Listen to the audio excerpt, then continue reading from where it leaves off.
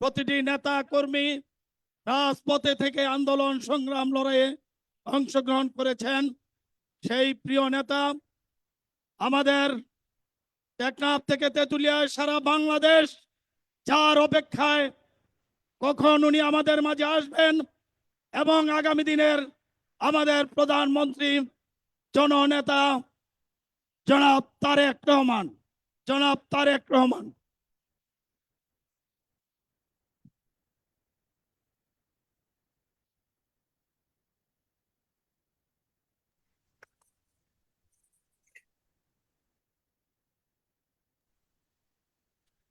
বিসমিল্লাহির রহমানির রহিম।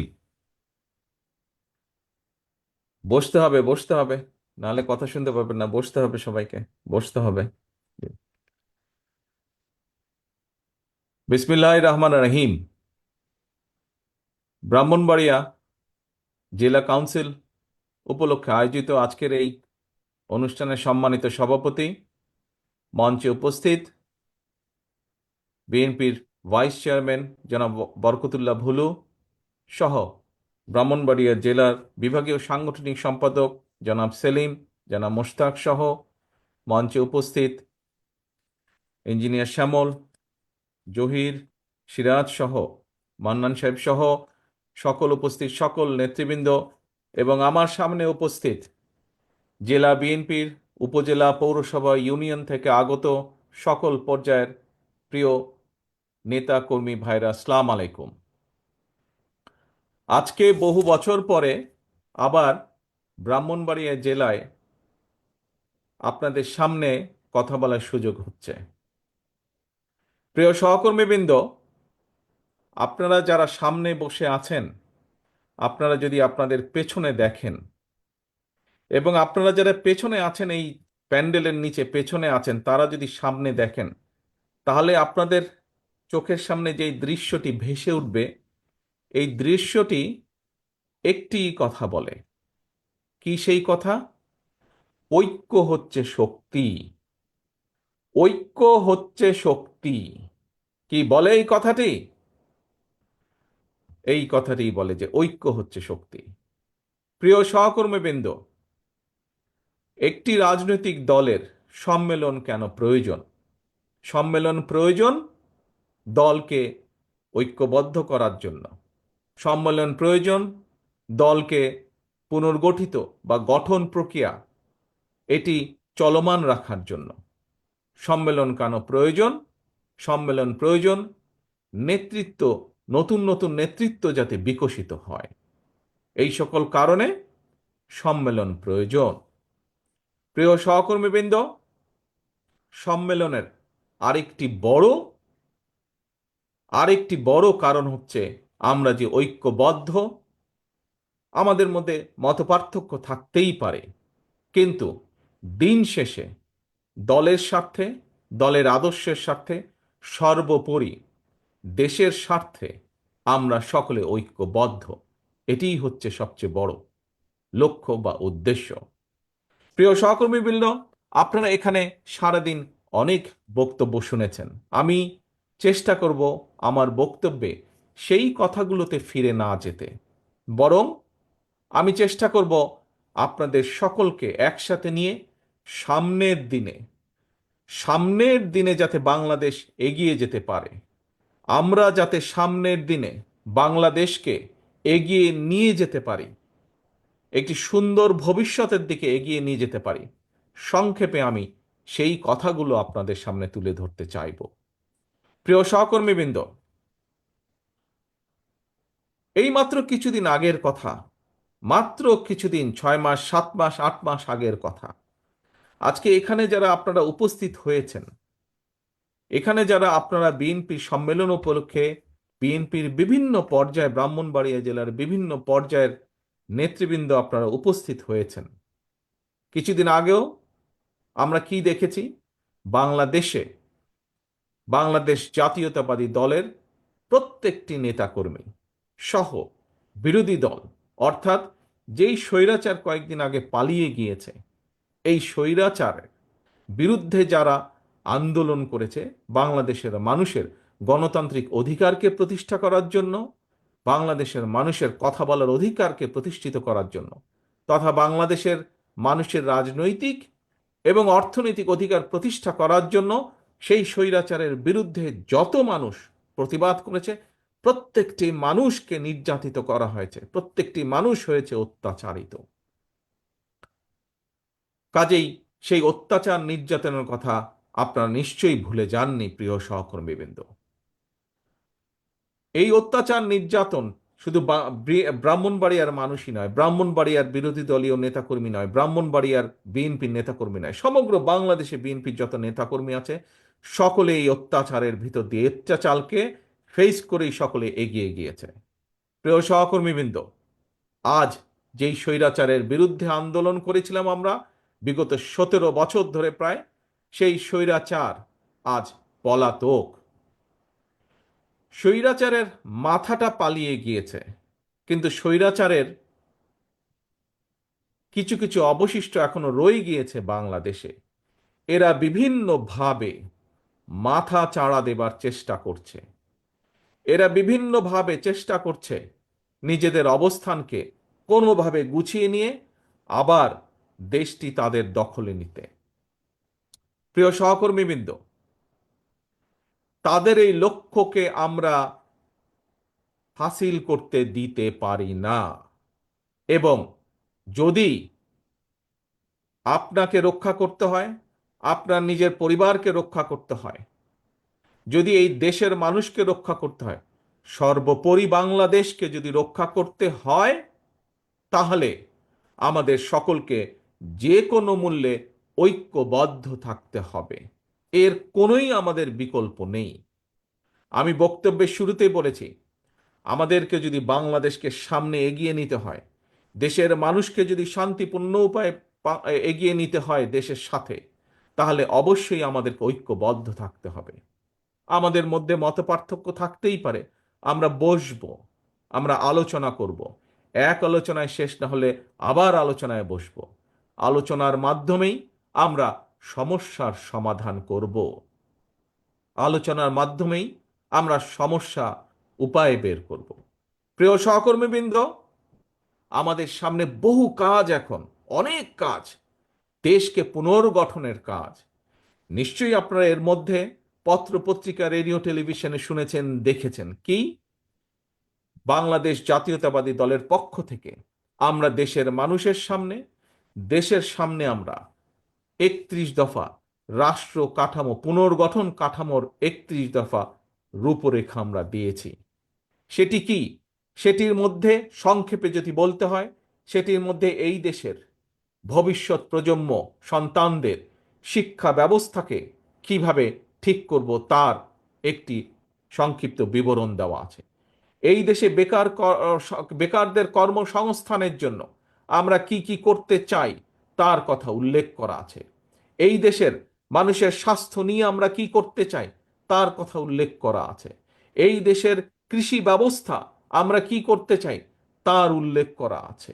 এই দেশের শিল্পের ব্যবস্থা আমরা কি করতে চাই আগামী দিনে তার কথা উল্লেখ করা আছে। প্রিয় সহকর্মীবৃন্দ, অর্থাৎ সমগ্র দেশকে পুনর্গঠন করার জন্য কি কি করতে চায় বিএনপি, সমগ্র দেশের মানুষকে বিভিন্ন সমস্যা থেকে পর্যায়ক্রমিকভাবে বের করে আনার জন্য বাংলাদেশ জাতীয়তাবাদী দল, আপনাদের দল কি করতে চায় দেশের জন্য, সেই কথাগুলো বলা আছে। কাজেই আমাদেরকে আজকে সেই কাজগুলো আমাদেরকে বাস্তবায়ন করতে হবে। যেই কাজগুলো বাস্তবায়ন করার মাধ্যমে আমরা দেশের শিক্ষা ব্যবস্থাকে এই দেশের উপযোগী, এই দেশের ভবিষ্যৎ প্রজন্মের উপযোগী করে করতে পারবো, সেই পদক্ষেপ আমাদেরকে গ্রহণ করতে হবে।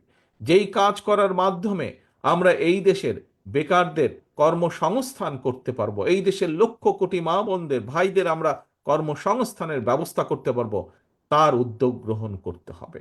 কি করে আমরা কৃষির উৎপাদন বাড়াবো, যে কৃষির উৎপাদন বাড়ানোর মাধ্যমে একদিকে যেমন আমরা কৃষকের হাতে তার দ্রব্যের ন্যায্য মূল্য পৌঁছে দিতে চাই, একইভাবে আমরা বাজারে যে জিনিসপত্রের দামের লাগামহীন গতি, সেই গতিকে আমরা টেনে ধরতে চাই। প্রিয় সহকর্মীবৃন্দ, এই দেশ 20 কোটি মানুষ 20 কোটি মানুষের জন্য বহু কলকারখানা প্রয়োজন। 20 কোটি মানুষ, অন্তত 20 কোটি মানুষ, এই 20 কোটি মানুষের চাষাবাদের জন্য পানির প্রয়োজন, তার জন্য খাল খনন করতে হবে।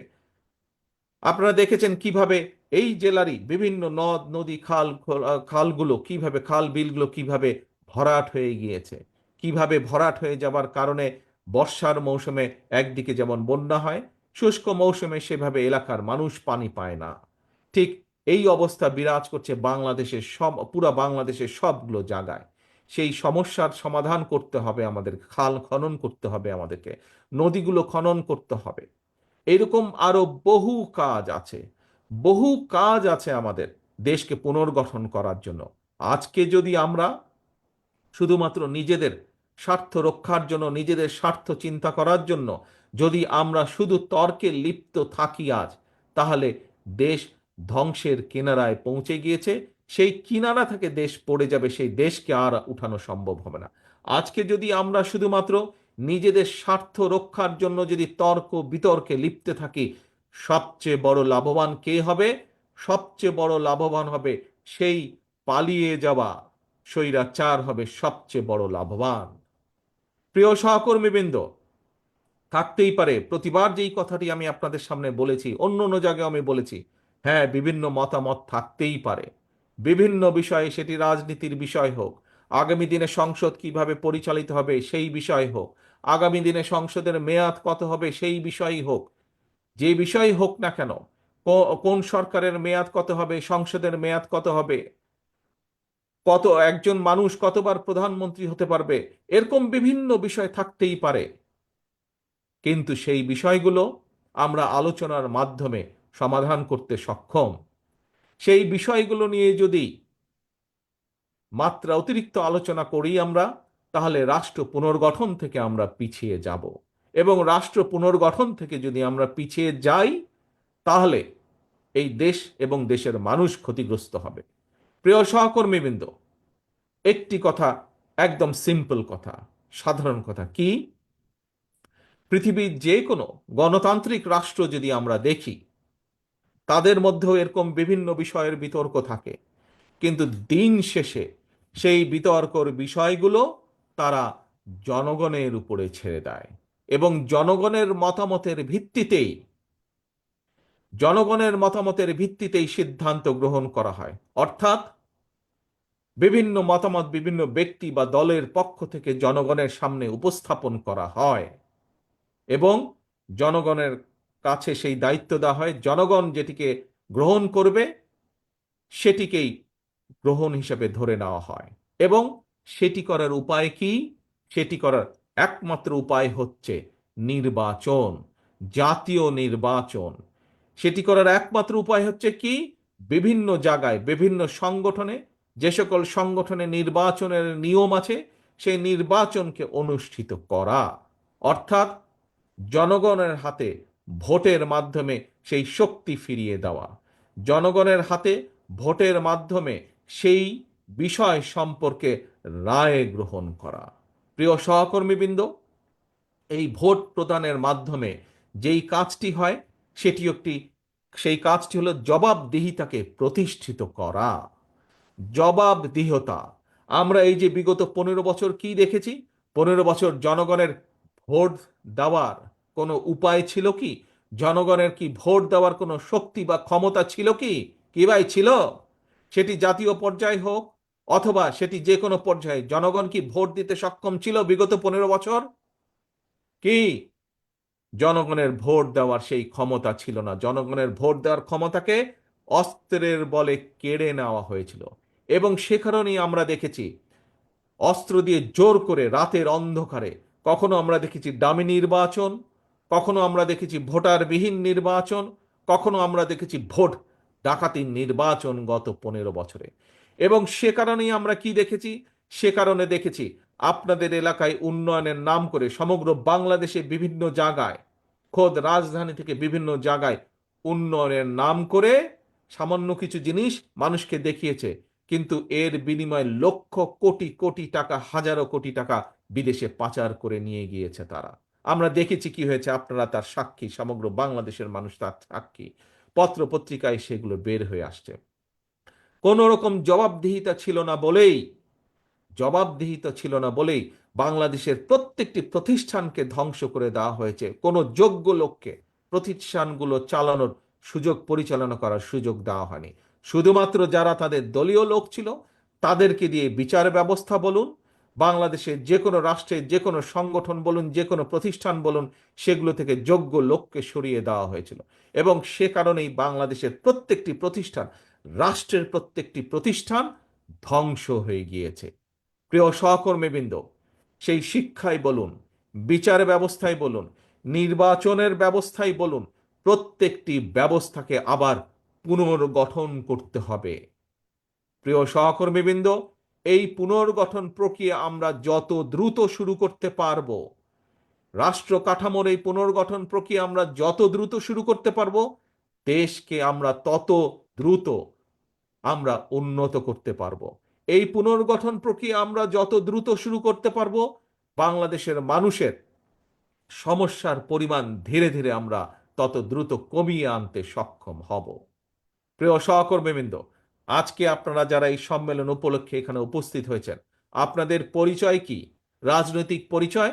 আপনাদের পরিচয় হচ্ছে আপনারা শহীদ রাষ্ট্রপতি জিয়াউর রহমানের সৈনিক। আপনাদের পরিচয় হচ্ছে আপনারা দেশনেত্রী খালেদা জিয়ার সৈনিক। কাজেই অর্থাৎ দিন শেষে আপনাদের রাজনৈতিক পরিচয় আপনারা বাংলাদেশ জাতীয়তাবাদী দল তথা বিএনপির একজন নেতা বা একজন কর্মী হিসাবে আপনারা এখানে উপস্থিত হয়েছেন। সহকর্মীবৃন্দ, নিশ্চয়ই এই যে 5ই আগস্টের পরে যে স্বৈরাচার 5ই আগস্ট পালিয়ে গেল, তারপরে আপনারা যখনই আপনাদের ঘর থেকে প্রতিদিন বের হয়েছেন, আপনাদের এলাকার মানুষ কি আপনাদের কাছে জানতে চায় না কি ভাই তোমরা দেশ নিয়ে কি চিন্তা করছো, দেশ নিয়ে কি করবা? জানতে চায় না এরকম কথা? জানতে চায় এরকম কথা? আপনারা যখন বের হন ঘর থেকে, যখন হাটে বাজারে মসজিদে মাদ্রাসায় বা বিভিন্ন জায়গায় আপনাদের সাথে বিভিন্ন মানুষের দেখা হয়, যখন জানে আপনি বিএনপির একজন নেতা, আর যখন জানে আপনি বিএনপির একজন কর্মী, দেশ নিয়ে আপনাকে জিজ্ঞেস করে না আপনাকে? আপনাকে কেন জিজ্ঞেস করে? আপনাকে এই কারণে জিজ্ঞেস করে যে মানুষের বিশ্বাস, সাধারণ মানুষ, এই দেশের ভোটার, অধিকাংশ মানুষের বিশ্বাস এই দেশে যদি ভালো কিছু করতে পারে, এই দেশকে যদি পুনর্গঠন করতে পারে, এই দেশকে যদি আবার আবার যদি এই দেশকে স্বাভাবিক গতির দিকে ধাবিত করতে পারে, যেরকম দেশকে বাংলাদেশের মানুষ দেখতে চায়, বাংলাদেশের মানুষের প্রত্যাশা যেই দেশের, সেই দেশকে যদি গড়তে হয়, কে করতে পারবে? আপনারাই একমাত্র করতে পারবেন। অর্থাৎ বাংলাদেশ জাতীয়তাবাদী দল বিএনপি একমাত্র এই দেশকে জনগণের প্রত্যাশা অনুযায়ী গড়ে তুলতে সক্ষম হবে। মানুষ এটি বিশ্বাস করে বলেই আপনার কাছে জানতে চায় দেশের ভবিষ্যৎ কি, আপনার কাছে জানতে চায় কিভাবে আপনার দল দেশকে পুনর্গঠন করব। প্রিয় সহকর্মীবৃন্দ, প্রিয় ভাই বোনেরা, বিএনপি বাংলাদেশের সবচাইতে বড় রাজনৈতিক দল। এটি আমাদের সাথে অন্য যত রাজনৈতিক দল আছে যারা আন্দোলনে আমাদের সাথে ছিলেন, পাশে ছিলেন, প্রত্যেকটি রাজনৈতিক দলের নেতৃবৃন্দ একই কথা বলেন। যেহেতু বিএনপি সবচাইতে বড় রাজনৈতিক দল, সেই জন্য আপনাদের দায়িত্ব কিন্তু সবচাইতে বড়, আপনাদের দায়িত্ব সেই জন্য সবচাইতে কঠিন। প্রিয় সহকর্মীবৃন্দ, যখন আপনি জীবনে একা ছিলেন, তখন আপনি একা ছিলেন। আজ আপনার দায়িত্বে এসে পড়েছে, কাঁধে দায়িত্ব পড়েছে সংসারে 2 জন 5 জন 7 জন যে কয়জন মানুষ হোক, সেই মানুষের দায়িত্ব যেরকম আপনার, ঠিক একইভাবে বিএনপির একজন কর্মী হিসাবে, শহীদ জিয়া খালেদা জিয়ার একজন কর্মী হিসাবে আপনাদের দায়িত্ব সমগ্র বাংলাদেশের। আপনারা কি, প্রিয় ভাই বোনেরা, প্রিয় সহকর্মীবৃন্দ, আপনারা কি দেশের দায়িত্ব নেওয়ার জন্য প্রস্তুত আছেন? দেশের দায়িত্ব, দেশকে পুনর্গঠন করার জন্য প্রস্তুত আছেন? আছেন, ধন্যবাদ, সকলকে ধন্যবাদ। যদি এই দায়িত্ব আপনাদেরকে পালন করতে হয়, যদি এই দায়িত্ব আপনারা সঠিকভাবে পালন করতে চান, তাহলে সবচাইতে পূর্ব শর্ত হচ্ছে, 1 নম্বর শর্ত হচ্ছে, তাহলে আমাদের সকলকে যে কোনো মূল্যে ঐক্যবদ্ধ থাকতে হবে। যে কোনো মূল্যে আমাদের বিএনপির প্রতিটা নেতাকর্মীকে আমাদের ঐক্যবদ্ধ থাকতে হবে। এবং ঐক্যবদ্ধ থেকে দেশের মানুষকে দিক নির্দেশনা দিতে হবে, দেশের মানুষকে পথ দেখাতে হবে, যে পথে আমরা গেলে দেশের সমস্যার সমাধানগুলো করতে পারবো। এবং বিএনপি হিসাবে দেশের মানুষ আপনাদের কাছ থেকে এই প্রত্যাশা করে, এই দায়িত্ব প্রত্যাশা করে যে বিএনপি ঐক্যবদ্ধ থাকবে। বিএনপি শুধু একাই ঐক্যবদ্ধ থাকবে না, একই সাথে বিএনপি যে সকল রাজনৈতিক দল সহ যে সকল মানুষ, যে সকল সংগঠন যাদের কাছে এক নম্বর এজেন্ডা হচ্ছে এই দেশ এবং এই দেশের মানুষ, তাদের সকলকে বিএনপি ঐক্যবদ্ধ রাখবে। আমরা তো ঐক্যবদ্ধ থাকবই, দেশনেত্রী খালেদা জিয়ার নেতৃত্বে আমরা সকলে ঐক্যবদ্ধ থাকব। একই সাথে বিএনপি হিসাবে আমাদের দায়িত্ব হচ্ছে দেশের বাকি সকল মানুষকে ঐক্যবদ্ধ থাকা। এই যে দেখুন, আপনারা আজকে সকলে মিলে ঐক্যবদ্ধ হয়ে একটি সম্মেলন অনুষ্ঠানে একত্রিত হয়েছেন, দেখুন কত সুন্দর লাগছে। শুধু সুন্দরই লাগছে না, কত বৃহৎ একটি সম্মেলন অনুষ্ঠান আজকে এখানে অনুষ্ঠিত হচ্ছে, কত শান্তিপূর্ণ একটি অনুষ্ঠান এখানে অনুষ্ঠিত হচ্ছে। এবং এর ক্রেডিট, এর কৃতিত্ব শুধু যে যারা মঞ্চে ওই নেতৃবৃন্দ বসেছে তাদের একার না, বরঞ্চ আমি মনে করি আজকে যে এই সুন্দরভাবে যে সম্মেলনটি অনুষ্ঠিত হচ্ছে, এর মূল কৃতিত্ব হচ্ছে প্যান্ডেলের নিচে আমার যে সকল নেতাকর্মী বসে আছেন, শান্তিপূর্ণভাবে বসে আছেন, আপনাদের প্রত্যেকের কৃতিত্ব হচ্ছে আজকের এই সম্মেলনকে সফল করার। প্রিয় সহকর্মীবৃন্দ, আমরা একটি রাজনৈতিক দল হিসাবে আমাদের বক্তব্য থাকবে দেশকে নিয়ে। রাজনৈতিক দল হিসাবে আমাদের আদর্শ থাকবে দেশের মানুষের কিভাবে ভালো করা যায়। রাজনৈতিক দল হিসাবে আমাদের দায়িত্ব থাকবে দেশের মানুষের ভালো কিছু চিন্তা করা, সামনের দিকে এগিয়ে নিয়ে যাওয়া দেশকে। থাকতে পারে অন্য দলের সাথে আমাদের মতপার্থক্য, আমরা সেই দলগুলোকে সাথে নিয়ে বসবো, আলোচনা করব, কিন্তু দিন শেষে আমাদেরকে মনে রাখতে হবে আমরা যাই বলি না কেন, আমরা যাই করি না কেন, সমর্থন আসতে হবে জনগণের পক্ষ থেকে, সমর্থন আসতে হবে জনগণের কাছে থেকে। প্রিয় সহকর্মীবৃন্দ, সেজন্যই আমি বলি, সেজন্যই আমি একটি কথা বলি, আমাদেরকে থাকতে হবে জনগণের সাথে, আমাদেরকে রাখতে হবে জনগণকে সাথে। কারণ জনগণ আছে বলেই আমরা আছি। এই যে আমরা বলি বিএনপি এত বড় দল, কেন বলি এই কথাটি? কারণ বাংলাদেশের বৃহৎ জনগোষ্ঠী এই দলকে সমর্থন করে বলেই এটিই হচ্ছে আমাদের শক্তি, জনগণের শক্তি, জনগণের ঐক্যই হচ্ছে বিএনপির শক্তি। যেহেতু জনগণ আমাদের সাথে আছে, জনগণের সাথে আমরা আছি, যেহেতু জনগণ আমাদের পেছনে আছে, যেহেতু জনগণ আমাদের কাছে প্রত্যাশা করছে, জনগণ সমর্থন দিচ্ছে, সেই জন্যই বিএনপি আজ বাংলাদেশের সর্ববৃহৎ দল। একটু আগে যেই কথাটি বললাম, আবারও আপনাদের সামনে সেই কথাটি বলতে চাই, বৃহৎ দল হিসাবে আমাদের দায়িত্ব হচ্ছে বড়, বৃহৎ দল হিসাবে আমাদের দায়িত্ব হচ্ছে গুরুত্বপূর্ণ। এখানে উপস্থিত প্রত্যেকটি মানুষের, প্রত্যেকটি নেতাকর্মীর দায়িত্ব হচ্ছে অনেক বড়, প্রত্যেকটি নেতাকর্মীর দায়িত্ব হচ্ছে অনেক গুরুত্বপূর্ণ। প্রিয় সহকর্মীবৃন্দ, প্রিয় আমার নেতৃবৃন্দ, আপনারা হয়তো কেউ বলতে পারেন নিজের মনে মনে, আরে ভাই আমি তো ইউনিয়নের একটা নেতা, আমার কি দায়িত্ব?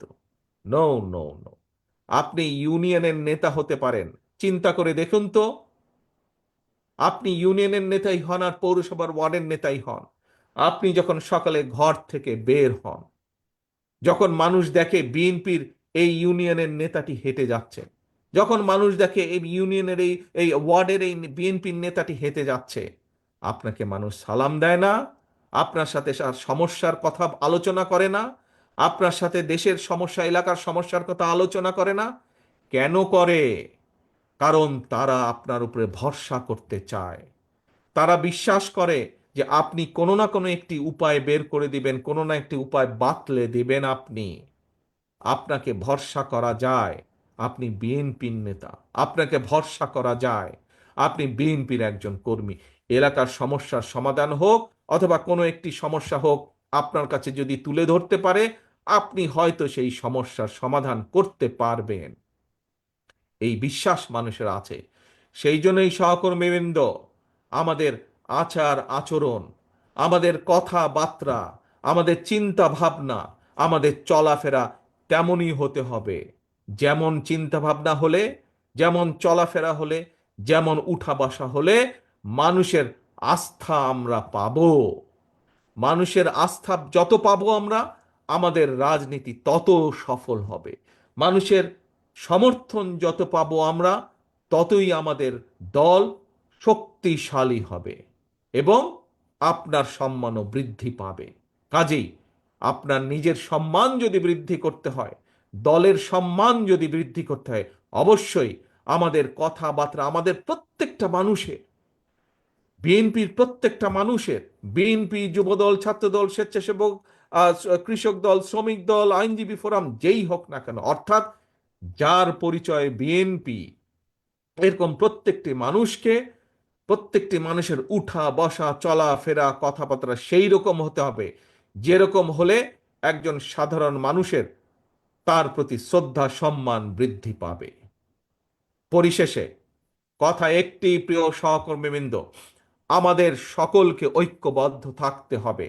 বিএনপির প্রত্যেকটি নেতাকর্মীকে ঐক্যবদ্ধ থাকতে হবে এবং বিএনপির সর্বোপরি দায়িত্ব হচ্ছে আমরা গণতন্ত্রের পক্ষের প্রতিটি মানুষ বাংলাদেশের, আমরা গণতন্ত্রের পক্ষের প্রতিটি সংগঠন, প্রতিটি দলকে আমরা ঐক্যবদ্ধ রাখার চেষ্টা করব এবং আমরা যত বেশি ঐক্যবদ্ধ থাকব, তত আমরা দেশকে সামনের দিকে এগিয়ে নিয়ে যেতে পারবো। আপনাদের মনে রাখতে হবে, একটি কথা আমাদের পরিষ্কার মনে রাখতে হবে, বিএনপি 1975 সালের পরে যখন দেশ ভেঙে পড়েছিল, এখানে বহু মুরব্বী উপস্থিত আছেন, তাদের মনে আছে 75 সালের পরে দেশ যেরকম ভেঙে পড়েছিল, দুর্ভিক্ষে ছেয়ে গিয়েছিল, দুর্ভিক্ষে লক্ষ লক্ষ মানুষ মারা গিয়েছিল। শহীদ রাষ্ট্রপতি জিয়াউর রহমানকে যখন দেশের মানুষ দায়িত্ব দিলেন, আমরা দেখেছি শহীদ রাষ্ট্রপতি জিয়াউর রহমান কিভাবে দেশে খাদ্য উৎপাদন বৃদ্ধি করলেন, কিভাবে এই দেশের কলকারখানা প্রতিষ্ঠিত করলেন। একইভাবে 90-এ স্বৈরাচার যখন দেশকে ধ্বংস করে দিয়েছিল, আমরা দেখেছি পরবর্তীকালে 91 সালে যখন দেশনেত্রী খালেদা জিয়ার নেতৃত্বে দেশের মানুষ বিএনপিকে দায়িত্ব দিয়েছে, সেই সময় কিভাবে দেশনেত্রী খালেদা জিয়া আবার দেশকে পুনর্গঠন করেছিলেন। প্রিয় সহকর্মীবৃন্দ, এখন আপনাদের পাল্লা। দেশের মানুষ তাকিয়ে আছে আপনাদের দিকে। আপনারা কিভাবে দেশকে পুনর্গঠন করবেন, কিভাবে দেশকে সামনে এগিয়ে নিয়ে যাবেন। ষড়যন্ত্রকারীরা কিন্তু বসে নেই। বিভিন্ন দাবি দাওয়ার উছিলায়, বিভিন্নভাবে, বিভিন্ন রকম ষড়যন্ত্রের মাধ্যমে তারা তাদের ষড়যন্ত্র অব্যাহত রেখেছে।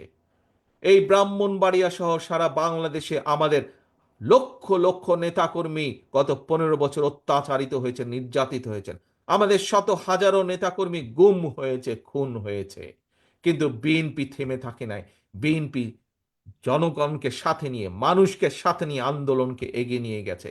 আলহামদুলিল্লাহ, বাংলাদেশের জনগণ ঐক্যবদ্ধভাবে, একত্রিতভাবে গণ অভ্যুত্থানের মাধ্যমে 5ই আগস্ট স্বৈরাচারকে বিদায় করেছে। এখন কাজ একটি, লক্ষ্য একটি, কথা একটি, দেশ পুনর্গঠন করতে হবে, দেশকে গড়ে তুলতে হবে, দেশকে সামনে এগিয়ে নিয়ে যেতে হবে। তার জন্য আমাদেরকে ঐক্যবদ্ধ থাকতে হবে। আসুন আজকের এই সম্মেলনে আমরা প্রতিজ্ঞা গ্রহণ করি, যে কোনো মূল্যে আমরা বিএনপির প্রতিটি নেতা কর্মী আমরা ঐক্যবদ্ধ থাকব। কোনো সমস্যা হবে, কোনো বিষয় থাকবে, আমরা আলোচনা করব, টেবিলে বসবো, আলোচনা করব, টেবিলে বসে আলোচনা করে আমরা সমস্যার সমাধান করব, কিন্তু আমরা ঐক্যবদ্ধ থাকব। আজকের সম্মেলনে এটি হোক আমাদের প্রথম প্রতিজ্ঞা। কি আমরা এই প্রতিজ্ঞা নিতে পারি? আমরা যে কোনো মূল্যে আমরা ঐক্যবদ্ধ থাকব। আসুন, এটিই হোক আমাদের আজকের প্রতিজ্ঞা, এটিই হোক আমাদের আজকের শপথ। এবং আমাদের দ্বিতীয় শপথ হচ্ছে যে কোনো মূল্যে ঐক্যবদ্ধভাবে বাংলাদেশের জনগণকে সামনে নিয়ে আমরা দেশকে পুনর্গঠন করব। আবার কি ভাই, দেশকে আমরা পুনর্গঠন করব? কি দেশকে আবার পুনর্গঠন করব? ইনশাআল্লাহ। এই হোক আমাদের প্রতিজ্ঞা। প্রিয় সহকর্মীবৃন্দ, আজকে এই যে সম্মেলন অনুষ্ঠান, এই সম্মেলন অনুষ্ঠানের প্রথম পর্ব আমরা আজ এখানে সমাপ্ত করতে চাই। আমি আমার ব্রাহ্মণবাড়িয়া জেলার যে সকল নেতৃবৃন্দ আছেন, সকল নেতৃবৃন্দর সাথে আলাপ আলোচনা করে ইনশাল্লাহ অতি শীঘ্র আমরা সম্মেলনের দ্বিতীয় পর্বের তারিখ আমরা ঘোষণা করব এবং দ্বিতীয় পর্বের তারিখ ঘোষণার মাধ্যমে আমরা সম্মেলন অনুষ্ঠানের দ্বিতীয় পর্ব আমরা অনুষ্ঠিত করব ইনশাল্লাহ।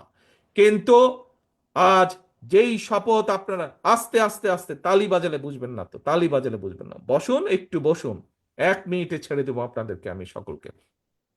বসুন, প্রথমে বসুন সকলে, প্রথমে সকলে বসুন, বসুন বসুন বসুন বসুন, বসতে হবে, বসতে হবে, বসতে হবে, একটু বসুন সকলে। আমরা কি প্রতিজ্ঞা গ্রহণ করেছি? প্রথম 1 নম্বর প্রতিজ্ঞা, ঐক্যবদ্ধ থাকতে হবে। কি সকলে ঐক্যবদ্ধ আছি? আমরা আমরা সকলে ঐক্যবদ্ধ আছি ইনশাআল্লাহ। আমরা সকলে ঐক্যবদ্ধ আছি। মনে রাখতে হবে, ঐক্য, ঐক্য, ঐক্য, ঐক্য ছাড়া কোনো কাজ আমরা সফল হতে পারবো না। এবং আরেকটি গুরুত্বপূর্ণ বিষয়, সেটি হচ্ছে যে কোনো মূল্যে আমাদেরকে জনগণের পাশে থাকতে হবে, জনগণকে সাথে রাখতে হবে। আসুন, প্রথম পর্ব যেরকম আমরা আজ সুন্দরভাবে সফলভাবে আল্লাহর রহমতে শেষ করেছি, আমরা যাতে একইভাবে সুন্দরভাবে সফলভাবে দ্বিতীয় সম্মেলনের দ্বিতীয় অংশ যাতে আমরা আগামী কয়েকদিনের মধ্যে সুন্দরভাবে সম্পন্ন করতে পারি, এই দোয়া চেয়ে এবং আমরা সকলে ঐক্যবদ্ধ থাকব এই শপথ গ্রহণের মাধ্যমে, সেই প্রত্যাশা রেখে আমি আমার বক্তব্য শেষ করছি। আল্লাহ হাফেজ। বাংলাদেশ জিন্দাবাদ, বাংলাদেশ জাতীয়তাবাদী দল জিন্দাবাদ।